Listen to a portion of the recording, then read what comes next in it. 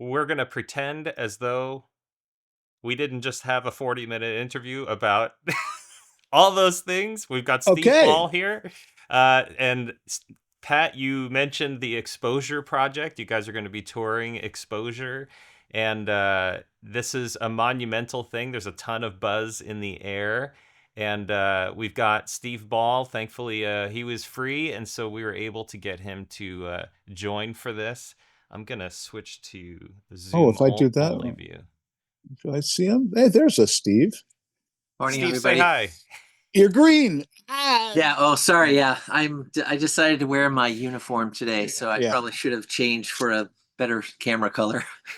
it's all good. It's Yeah, always shocking. exactly. Yeah, you don't want to see my shoes now, too. But I would like to say good morning, hello, everyone. Anthony, thanks for perfect timing. Pat and I have been working for I don't even know how long it's been, maybe 6 months on bringing this project, which was an album from 1979, um, live to the world. In fact, we are meeting in a couple weeks in Pat's studio to do some rehearsals, and then we're going to kick off a tour in April in the New York area with an exposure band um, that is going to go out and play this entire album end to end live, both electric version and then we also have an acoustic version. Pat, what did I miss? Well, there's a lot of work to be done, so Yes. Yeah, luckily this music is pretty easy. yeah. So we're gonna work on our image and our hairstyles, uh, but there's maybe some tightening to do. So this is incredible because I think a lot of people love this album, and there's never been a tour of it, and there's rarely been any performances of a lot of the songs. We've all heard "Here Comes the Flood" live, through Peter Gabriel, but Yeah, uh, most of these tracks have just never hit the stage. And yeah. I know fans are really, really excited about this. You shared on Facebook just the other day a couple of the dates, and Robert shared your post, and I'm seeing it everywhere now. So, tell us why do you think people are so thrilled about this opportunity? Well, I do have a theory. In fact, there have been a few Facebook comments of people saying, "Well, yeah, Pat and Crimson play Breathless, and Stickman play Breathless." So there are some individual tracks from Exposure that have been played live in the past, but I think our insight that mostly came from Fernando Kabusacki about a year ago when we were on a Guitarcraft course. Um, Fernie said and went into, I think it was a personal meeting with Robert and said, I want to put together a band to play all of Exposure. And from the beginning, Robert was super supportive, partially because that album was released at a time when there was so much activity going on. Exposure was also, I think, part of a trilogy. Um, but maybe a year later, Discipline was born. There was also other Frippatronics albums released at the same time, and Robert was super busy. So I don't think Exposure, even though it had great reception and is still loved by people all over the world, um, there just wasn't a forum or a format to actually go play that music live. And so I think one of Robert's first pieces of advice was call Terry Roche and call Pat.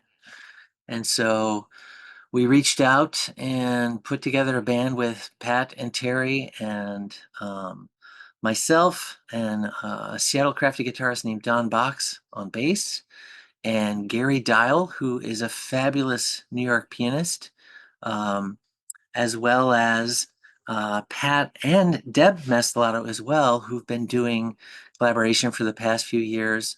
I think technically, Pat, is it called the Mastelottos? Yes. Okay, I think I refer to your band sometimes as the Mastelotto, so I think I get that right. But we now have a seven-piece band. We met last September in New York for a week.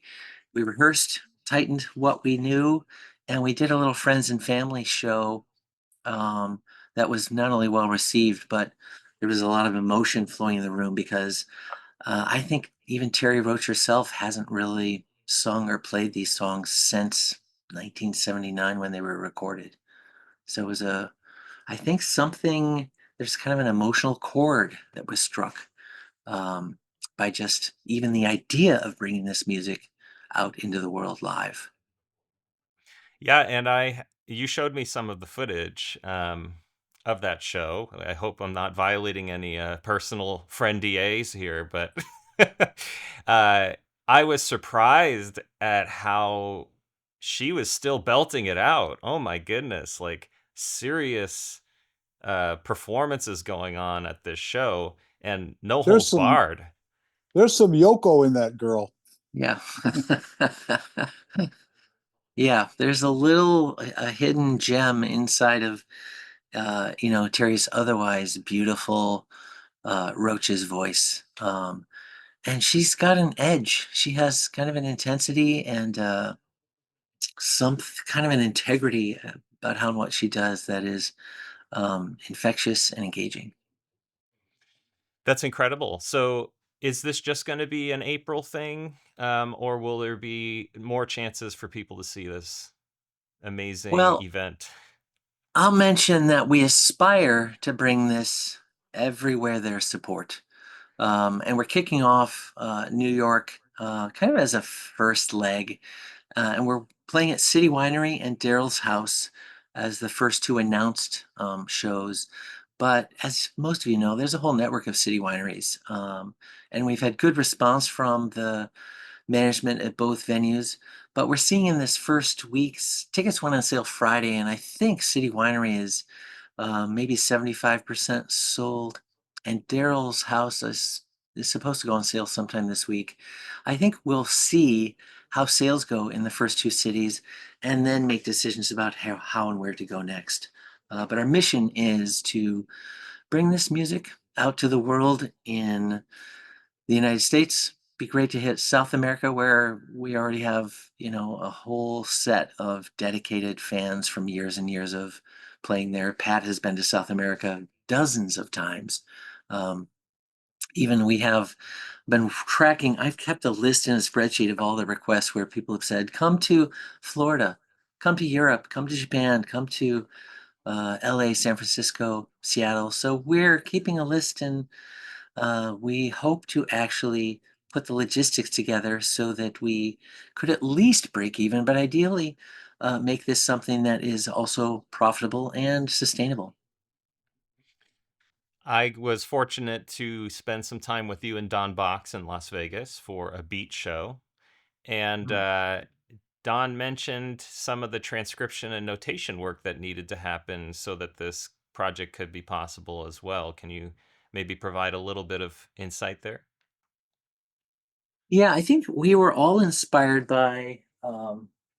I have Trey's book sitting around here over on my table. We were inspired by this little bit of I've got it here, both of work. them. Yeah. Oh, yeah.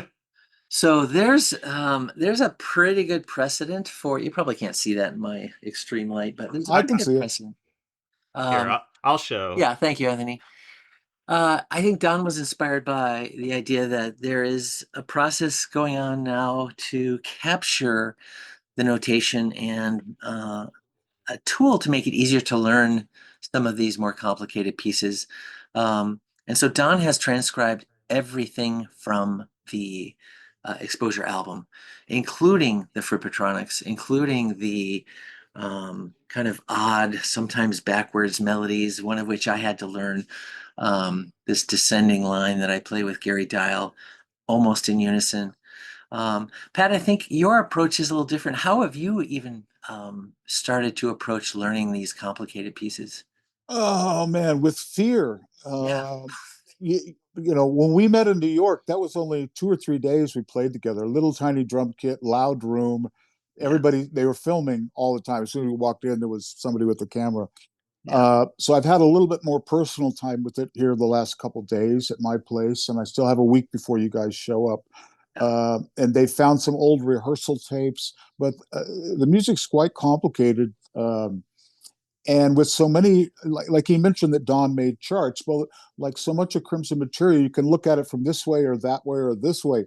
So are you looking from the perspective of trying to, is it in 4/4? Is it in 7 and then a 5? Or how do we want to look at these things? Gavin was fantastic with Crimson, that he could write out each drummer's chart from their perspective. you know I know where I feel the downbeats, but those aren't always the downbeats. So that's where it gets clumsy. So we want to all be on the same page. Yeah. So more recently, even Garry, they've updated the charts a few times as Yeah. we go through and realize actually there's an easier way. We're making this more complicated than it. We're trying to find what, dilute it down. What was the essence that started it? Yeah. And yeah, like just a simple thing that Garry did the other day, just opened up. Oh fuck, I could call that a bar of 6, Yeah. and then it's 2 offbeats. I don't have to do all this multi math before that. So Yeah. I generally just play and make mistakes, and I listen back and go, okay, how did it go off there? Let's figure that out. And Yeah. I'm not a reader. I don't. Yeah. I Once think, it's a half note's about as far as I go. yeah, I'll ask there's, I want to ask on behalf of real nerds on this album, because I know that they do exist. Uh, is this an interpretation, or is this a note for note reproduction? Obviously, there's the acoustic version, which is going to be an interpretation, but like, yeah. how true to the original are you trying to be, or is this a band that's performing the music of Exposure through their own creative sensibilities? Well, I'll begin on that one, which is our initial mission was to see if we can get as close as possible, but we are honoring the spirit, given that Terry's voice is 44 years older than when she sang the originals. And Um, there's another factor, which is Terry's going to tell some great stories about this, but I'll just share one, which is she walked into the session not knowing what she was going to do, what she was going to sing. And she, in the one case, she was sitting, 6 inches from Peter Hamill's face, improvising lyrics and melodies in real time with another singer. And so the spirit of the album itself has an improvisation and flow that we may not directly nail with every nuance of every vocal, but we are hoping to capture the essence and the spirit of the compositions and the timbres to present something that feels like a close cousin or sibling of what was recorded. That said, Robert himself had told us directly, um, if a note doesn't work, change it. There are a couple lines in like NY3 and Hot and 2, where there's these little parts that in new standard tuning where you have to pivot to play some of these kind of fast and complicated things. And so there are places where Fernie and I, or Donna, Fernie and I, are looking to take liberties to either simplify or make something feasible. And Robert said, change whatever you need. Um, and so I think we will, from the experience of New York, I'm hoping that we nail the spirit. Um, but there will definitely be some areas where we make it our own, because Terry will be singing, for example, Chicago, and Here Comes the Flood. And so there will be places where there are obvious diversions from the original. Fantastic. Is there anything else that how involved or hands off has Robert been on this? And have you heard from any other artists like Peter Hamill, for example? Like, I'd just like Oh, to hear those interesting. things. Well, Pat, I'm not sure if you heard this, but Peter Hamill has been in touch both with Fernie and with Terry Roche recently. Fernie mentioned Peter Hamill had just done some shows in Greece. So he is out and doing things in the world. Um, One of our tactics also is to be open about inviting special guests for certain shows. So we are playing Daryl's house. I checked Daryl's tour calendar, and it looks like he might be home in April. and I made an invitation through Daryl's manager and through the club, and just let him know this is happening. But it may be that if we have guests, it may be last minute surprises. Um, I also did mention this to Tony Levin and Steve Vai when we were at the Beat Show. So there are other interesting characters who might even, if they're available for certain cities or certain places, where we'd love to keep an open door to invite our close network of family and friends to join us for special occasions. And the hands-off, hands-onness of Robert, has he been Oh, involved, or are you just yeah, informing him on the latest? What's going on there? more or less. We stay in touch. And while we were in New York, he called. We were in a, I don't know, it was like 2 o'clock in the afternoon. And I think Cliff Fagan, who is a cinematographer and a close friend of Terry and the band, was filming an interview. I think it was Terry and Fernie, maybe, in the other little room outside of where we were playing. So Robert called my phone. I think maybe Pat and Don and I were in kind of the main room. My phone rings and I see that it's Robert. So we stopped what we were doing, and Robert just was calling to share kind of love and support. And um, I rushed into the other room and also gave Terry and Fernie and Cliff a heads up. They were filming at the time, so I think we caught a little bit of Robert expressing goodwill and support for this work. Now, Pat, you mentioned when we were talking about Recidivate, this album was not one that really landed with you when you first heard it in 1979, even though you were a huge Crimson fan. Can you talk about what resonates about Exposure for you now? Oh, well, the spontaneity, largely. Yeah, yeah. Having worked with Robert and recorded a few records with him, I know how fast he likes to work. And so mistakes get left on. And you grow to not look at them as mistakes anymore. They're just interesting choices. But when you're starting to relearn an arrangement and you go, wow, why did it change chord in the offbeat position in the middle of the bar? Maybe that wasn't originally the intention. It just happened. Uh, but yeah, I'm surprised because actually sonically the record sounds fucking great. Yeah. I don't know why I didn't get it before. I was trying to think 77. I don't, is that when it came out? 77? 79, I think. Yeah. Yeah, I don't know. I don't know, but it was my life at the moment. I was certainly listening hard to beat. I can't remember. Right. It just What a, didn't. what about you, Steve? Did it land for you right away, or was it like a slow burn kind of thing? Well, my friend Brett Hamilton, who I was in a band with in high school, who's also now leader of the Steve Ball fan club, dear friend, he introduced me to this album when it first came out. And I think it was this, and then soon after, Let the Power Fall.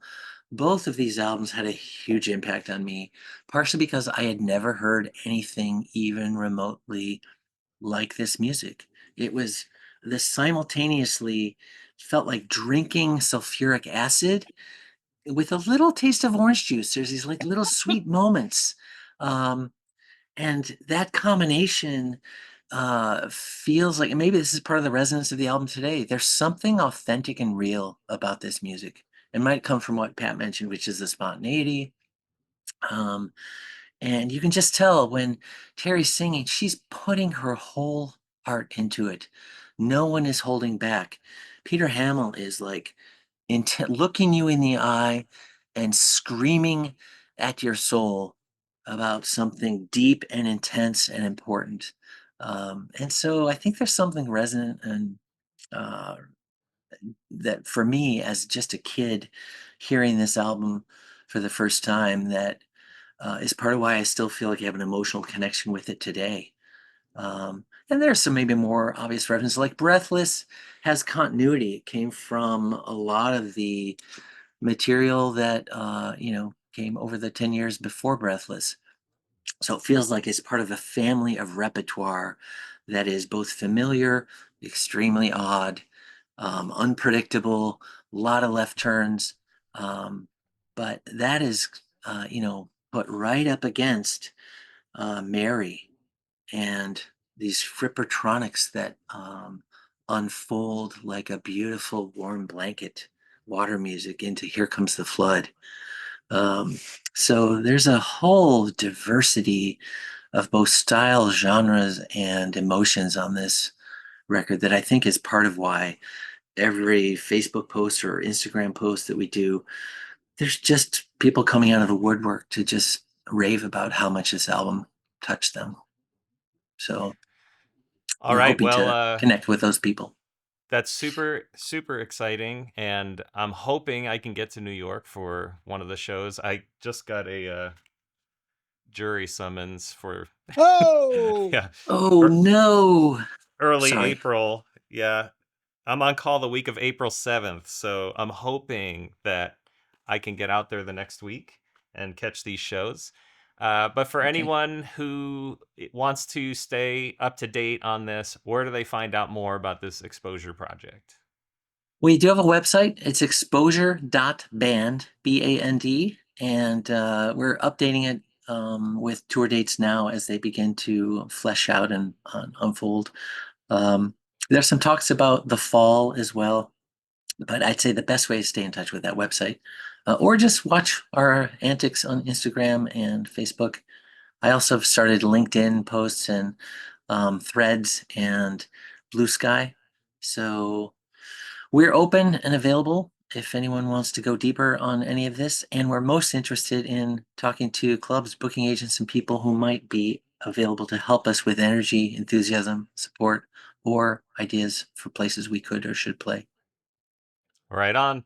Thank you so much, both of you, Pat, Steve. Hope you guys have an excellent day. Thank you for sharing. And most of all, thank you for your hard work at making this project possible. Really do appreciate it. Without people like you, uh, a CD or album could easily be forgotten, even one as important as Exposure. hmm. And I think the beauty of Beat and other projects that are going on is not just to keep the music alive, but the number of young people that are discovering this music, just as we all did decades Hmm. ago. um, I'm just very excited. My own son, I took him to Beat, and I took him twice, and he just absolutely loved it. And he brought his best friend to the second show, and now they're Crimson, listeners and fans, and they're 17. And this is not like forgettable pop music, here today, gone tomorrow. This is music that will last as long as we are listening and performing. Thank Wow. you, Well guys. said, Anthony. All right. I'll call it there.